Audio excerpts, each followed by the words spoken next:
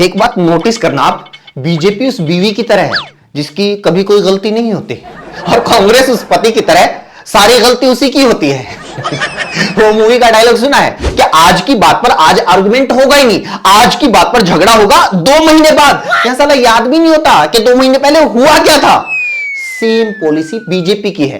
BJP भी हर issue को संभाल के रखती है कि नहीं ये छोटा हथियार नहीं, ये बड़ा हथियार है, इसे 20 साल बाद यूज करेंगे। क्योंकि 20 साल बाद किसी को याद ही नहीं रहेगा कि एक्चुअल में हुआ क्या था, कैसे हुआ था, किसने किया था, सरकार किसकी थी, जिम्मेदार कौन था। अब गोधरा कांड को ही ले लो, इस पर मूवी आई है साबरमती रिपोर्ट। एक्चुअल में हुआ क्या था कि गुजरात के गोधरा में एक ट्रेन में आग लगी थी, 59 कार सेवकों की मौत हुई थी। यह सब हुआ था साल 2002 में। उस टाइम गुजरात में भी बीजेपी की सरकार थी, केंद्र में भी बीजेपी की सरकार थी। मतलब स्टेट से लेकर सेंटर तक सारी पावर, सारी एजेंसियां, सारा मीडिया, सारा बॉलीवुड बीजेपी के हाथों में था। और जो एक्टर आज सुपरस्टार बनने के बाद सरकार के तलवे चाट रहे हैं, वो सारे उस टाइम पर इतने बड़े भी नहीं हुए थे। मतलब उनकी सिचुएशन ऐसी थी कि उस टाइम की सरकार अगर गुड़सल खाने में बैठकर उनको ये कहती कि मैंने कर लिया है, आके धो दो, तो उन लोगों में कंपटीशन हो जाता कि नहीं मैं धूंगा, मैं धूंगा। उस टाइम तो एक और अच्छी बात थी, ना ध्रुव राठी था ना रवीश कुमार।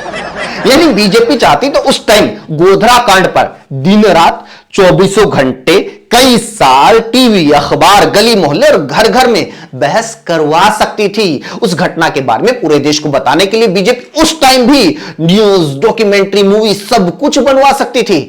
लेकिन उसने ऐसा नहीं किया। गोधरा कांड पर 2002 में मूवी नहीं बनवाई, 2003 में नहीं बनवाई, 2004 में नहीं बनवाई, क्योंकि उस टाइम मूवी बनती तो बहस होती कि बताओ भाई साहब सरकार किसकी थी, सुरक्षा की जिम्मेदारी किसकी थी, स्टेट गवर्नमेंट क्या कर रही थी, सेंट्रल गवर्नमेंट क्या कर रही थी, रेलवे क्या कर रही थी, खुफिया एजेंसियां क्या कर रही थी, सीएम ने इस्तीफा क्यों नहीं दिया, पीएम ने इस्तीफा क्यों नहीं दिया, अरे रेलवे मिनिस्टर ने जिम्मेदारी क्यों नहीं ली, ये सब सवाल उठते अगर उस टाइम गोधरा पर मूवी बनती तो। इसलिए गोधरा पर मूवी 2002 में नहीं बल्कि 2024 में बनी।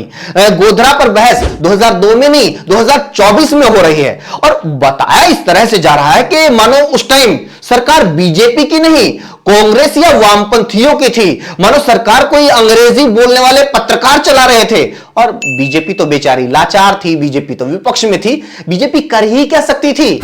कश्मीरी पंडितों के मामले में भी बीजेपी ने सेम स्ट्रेटजी यूज की।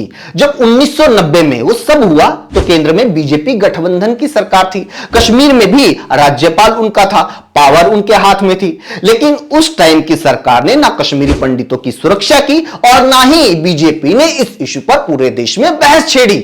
फिर से बीजेपी सत्ता में आई, अटल जी 1996 में पीएम बने, फिर से पीएम बने और फिर से पीएम बने। पूरे 6 साल बीजेपी की सरकार चली, तभी कश्मीरी पंडितों पर बीजेपी ने पूरे देश में बहस नहीं करवाई, कोई मूवी नहीं बनवाई। क्योंकि उस टाइम तक तो लोगों को याद होगा ना कि कश्मीर में जो हुआ था उस टाइम किसकी सरकार थी, कौन चुप्पी साधे बैठा रहा। इसलिए कश्मीरी पंडितों पर बहस हुई 32 साल बाद, मूवी बनी 32 साल बाद। बीजेपी वाले अब पूरे देश को गिल्ट फील करवा रहे हैं कि तुम लोगों ने कभी इसके बारे में बात क्यों नहीं की।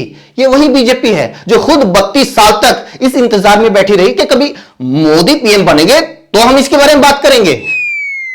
सुनने में थोड़ा फनी जरूर लगेगा, लेकिन बीजेपी बिहेविंग लाइक कि आज आपको किसी ने चाकू मार दिया और आप 30 साल बाद करोगे चलो ये तो पुरानी बातें हैं, शायद जो बीजेपी सपोर्टर्स हैं उनको समझ में ना आए। हमारे सामने तो बिल्कुल लेटेस्ट एग्जांपल है मणिपुर में जो हो रहा है वो आज हो रहा है। वह दंगे, फसाद, हत्याएं आज हो रही हैं। केंद्र और स्टेट दोनों जगह बीजेपी की सरकार है, लेकिन आज मणिपुर के बारे में मूवी बनाना तो दूर, न्यूज तक नहीं बनने दी जा रही, क्योंकि आज लोगों को पता है कि सरकार किसकी है, जिम्मेदार कौन है। इसलिए मणिपुर पर आज बात होगी ही नहीं, इसके बारे में बात होगी 20-30 साल बाद, क्योंकि उस टाइम पर किसी विवेक अग्निहोत्री के कान में कीड़ा उछलेगा और उसे लगेगा कि अब सही मुहूर्त है, अब हम मणिपुर की बात करेंगे, अब हम देश को बताएंगे कि कैसे राहुल गांधी ने मणिपुर की सच्चाई को दबा दिया, कैसे रवीश कुमार जैसे पत्रकारों ने सच्चाई पता नहीं चलने दी, कैसे कांग्रेस ने मोदी जी को प्लानिंग के तहत रूस यूक्रेन युद्ध में उलझा दिया और योगी जी का सारा फोकस तो पीओके लेने पर था।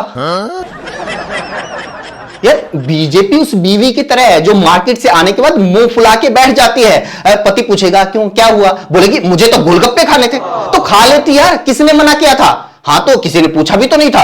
अभी मुझे कैसे पता चलेगा कि तुम्हें गोलगप्पे खाने हैं? तुम्हें तो कभी कुछ पता चलता ही नहीं यार। रेहड़ी तुम्हारे सामने थी, मार्केट तुम्हारे सामने थी, पर्स तुम्हारे पास था, पैसे तुम्हारे पास थे, तुम्हें गोलगप्पे खाने थे, पिज्जा खाना था या बर्गर खाना था तो खा लेती। किसने रोका था? तुमने। मैंने कब रोका? अगर मैं कहती तो तुम पक्का रोकते। अरे मेरी मां, मैं क्यों रोकता? और तुम्हें कैसे पता कि अगर तुम कहती तो मैं पक्का रोकता? तुम रोकते रोकते रोकते। अब बर्डन ऑफ प्रूफ मेरे ऊपर है। अब मुझे यह साबित करना है कि वो गोलगप्पे खाने के लिए कहती तो मैं उसे गोलगप्पे खाने से नहीं रोकता। करो साबित। भाई डिट्टो पॉलिसी बीजेपी की है। बीजेपी भी लोगों को इसी तरह उलझाती है। अगर नेहरू की जगह सरदार पटेल प्रधानमंत्री होते तो आज भारत कुछ और ही होता। अब बर्डन ऑफ प्रूफ आपके ऊपर है। किसी की मां ने दूध नहीं पिलाया जो ये साबित कर दे कि बीजेपी जो बोल रही है वो गलत है। आप ये कैसे साबित करोगे कि इसकी जगह वो होता तो ये हो जाता, अगर वो होता तो ये हो जाता? भाई मैं कह रहा हूं कि मोदी जी की जगह अगर गडकरी जी पीएम होते तो आज भारत कुछ और ही होता। अब करो साबित कि मैं गलत बोल रहा हूं। मैं कहता हूं कि मोदी जी भारत को अंग्रेजों की देन है, क्योंकि ना तो देश में ये साले अंग्रेज आते और ना ही कोई ट्रेन चलती, ना कोई प्लेटफॉर्म होता और ना ही वहां पर कोई चाय बेचता। और अब करो साबित कि मैं गलत बोल रहा हूं। भाई ये कोई फिजिक्स, केमिस्ट्री, मैथ्स का सवाल नहीं है कि आप a² + b² उसको साबित कर दोगे, आप E = mc² को साबित कर दोगे, आप H2O को मिला के पानी बना दोगे, साबित कर दोगे। लेकिन ये कैसे साबित करोगे कि मोदी जी की जगह आडवाणी पीएम होते तो ज्यादा अच्छा होता? ये कैसे साबित करोगे कि अमित शाह की जगह योगी आदित्यनाथ बीजेपी के अगले पीएम उम्मीदवार होंगे तो सही होगा?